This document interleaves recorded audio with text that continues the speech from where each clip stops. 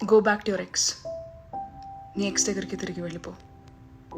ఎందుకు వదిలేసావు నువ్వు రిలేషన్షిప్? తనతో సంతోషంగా లేవని కదా, సంతోషంగా ఉండాలని వదిలేసావు కదా. మరి వదిలేసిన దగ్గర నుంచి ఏడుస్తూ కూర్చుంటే వాట్ ఇస్ ద పాయింట్?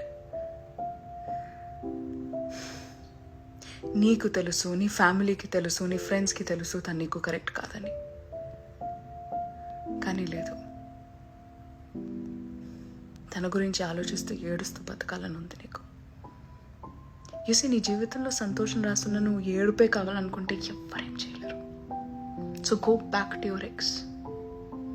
ఆ రిలేషన్షిప్లోనే శిథిలం వైపు ఆర్ మేబీ ఒక బ్రేకింగ్ పాయింట్ వచ్చేస్తుంది కదా, ఇంతకన్నా నేను తీసుకోలేను. అది వచ్చింది, బట్ నీకు సరిపోలే, దానికన్నా 10 times ఎక్కువ వస్తుంది చూడు, అప్పుడు బుద్ధి వస్తుంది నీకు. Go back to your ex. Go back to your ex. అడుక్కుంటూ అక్కడే ఉంటూ